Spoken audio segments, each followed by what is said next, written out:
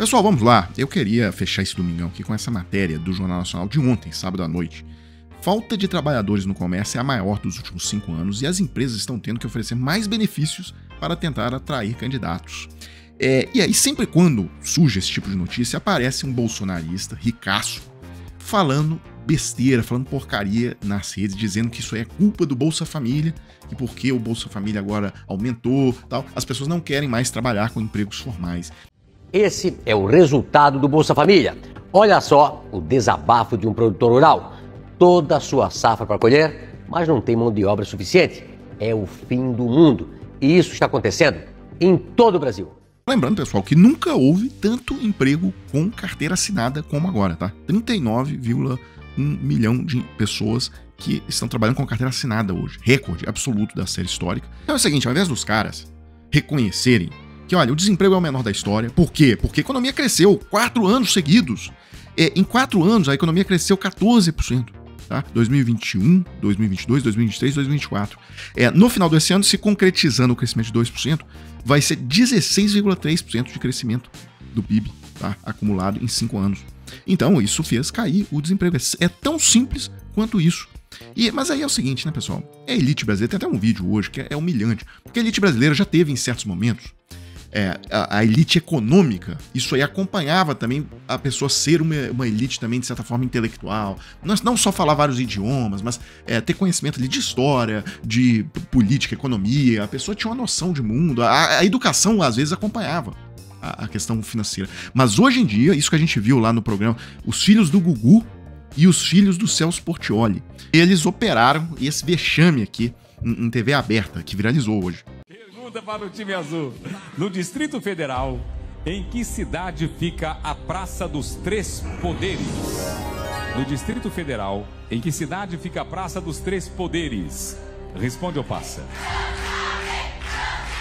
Eu quero ver se a escola que eu paguei. Eu quero ver se a escola que eu paguei funcionou.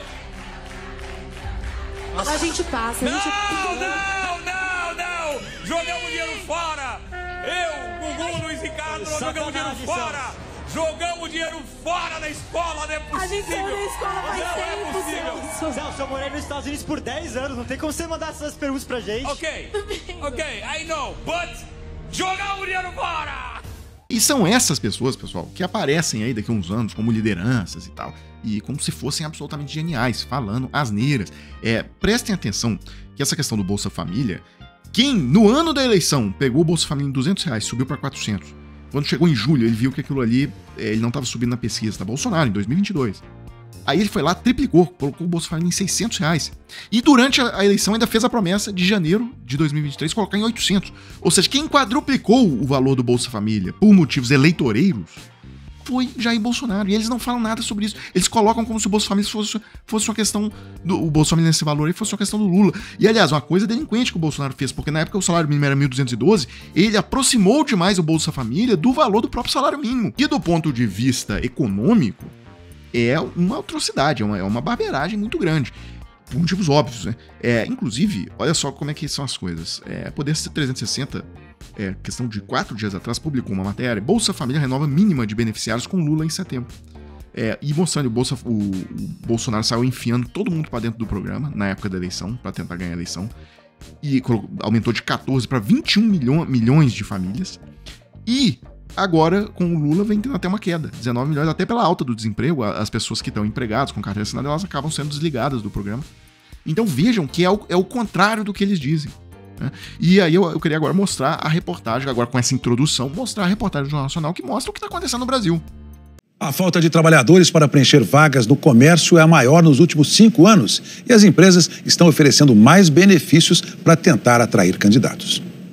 Não tem nem 3 meses que o Nicolas está trabalhando nessa empresa de logística na Grande São Paulo e ele já está cheio de planos. Já queria cursar faculdade de logística também para crescer junto com a empresa.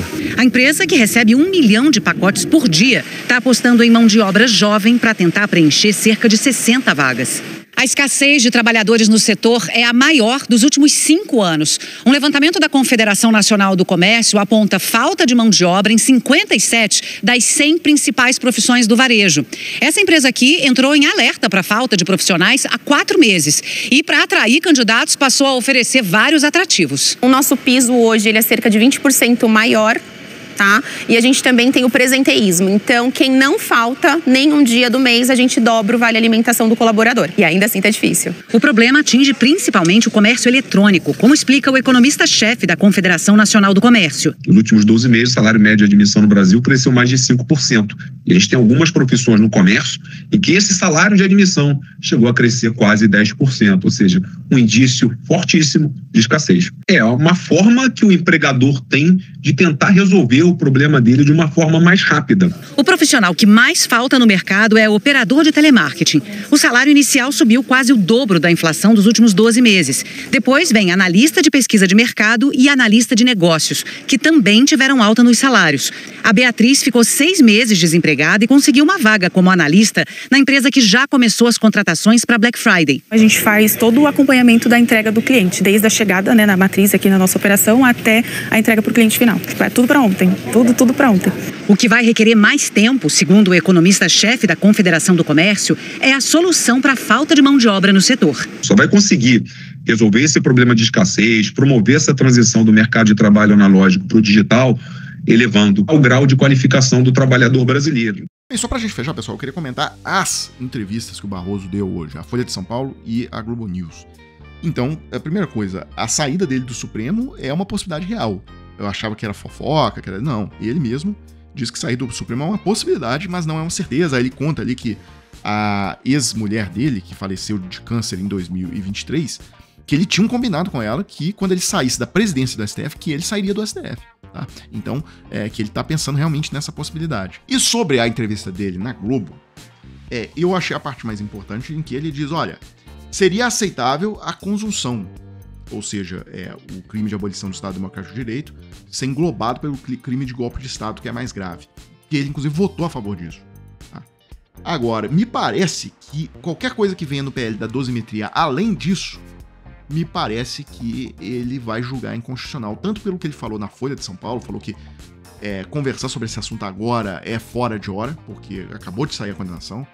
E me parece, então, que o máximo que o STF aceita é essa questão, porque houve, inclusive, divergência sobre isso dentro do próprio STF.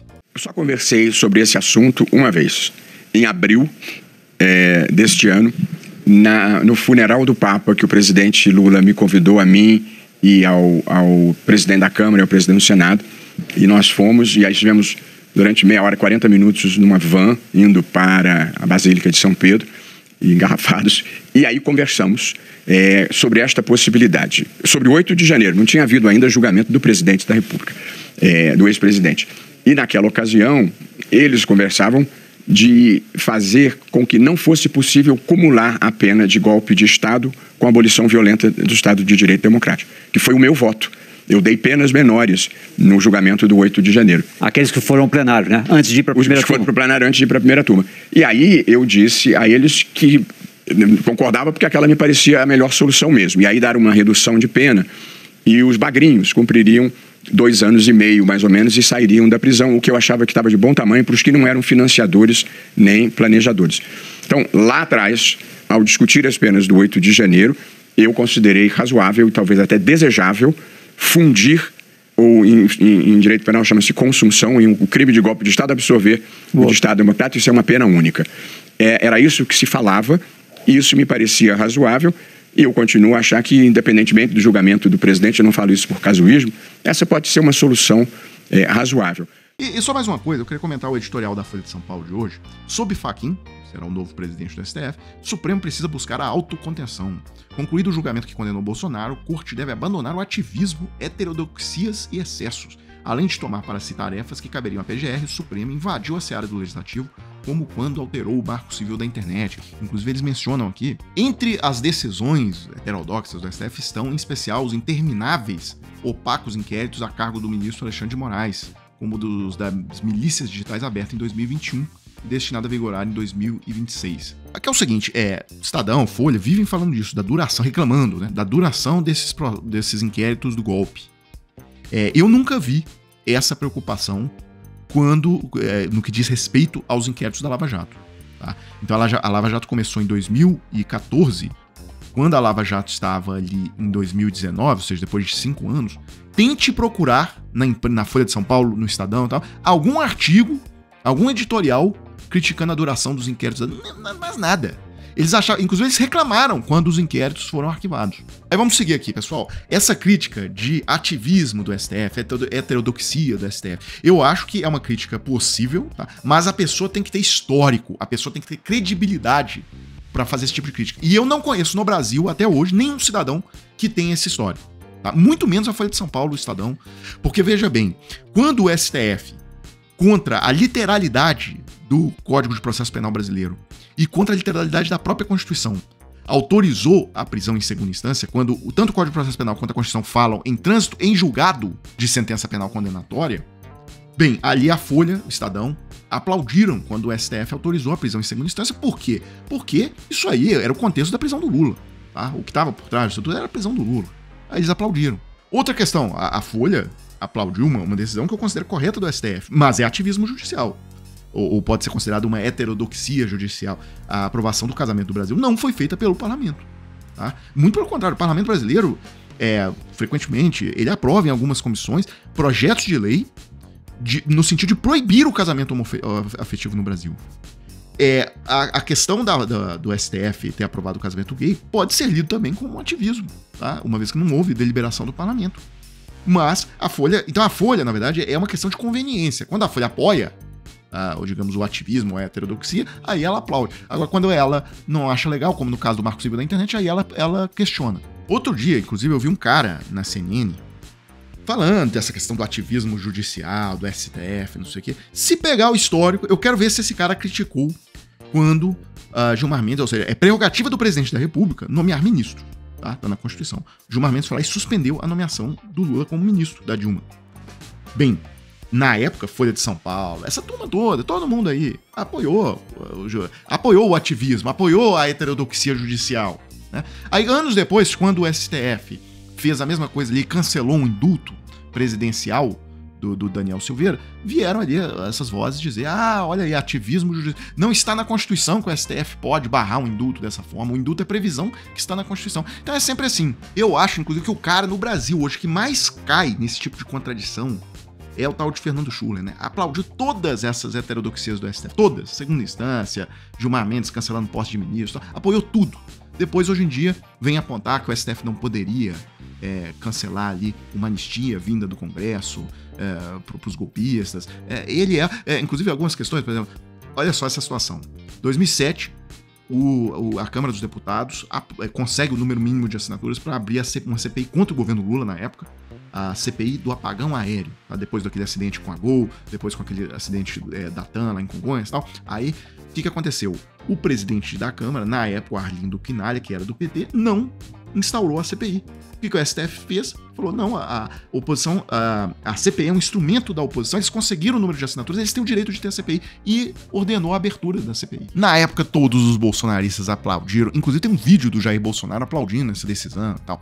Bem, na época da CPI da Covid, tá, 2021, aconteceu a mesma situação, o Rodrigo Pacheco falou que não abriria a CPI, a oposição conseguiu o número mínimo de assinaturas, o STF veio e falou, olha, não, tem que abrir a CPI, aí pronto, aí STF, ativismo judicial, tá invadindo as atribuições do parlamento brasileiro, tá interferindo na política e tal. Então é esse nível de cara de pau que a gente tem que lidar todos os dias, tá? Então é o seguinte, a lição de hoje é, toda vez que você vir alguém falando de ativismo judicial do STF, blá blá blá, já saiba que é 99,9% de chance de simplesmente ser um bolsonarista frustrado, porque na época que o STF tomava decisões desse tipo contra o PT, o cara aplaudia.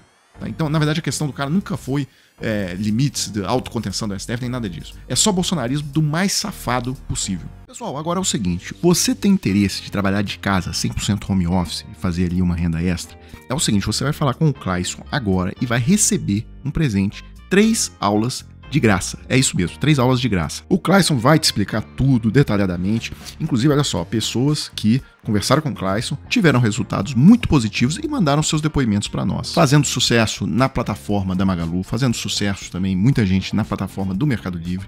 Então, por exemplo, eu mostro para vocês o depoimento da Maia Fernandes, que autorizou essa divulgação, dizendo para o Clayson, olha, em menos de 2 semanas desde que comecei a assistir suas aulas, já fiz 2 comissões de quase $60. Bem, $60, 2 comissões, dá o em torno de R$650. Estou animada com os resultados, eu agradeço muito e tal.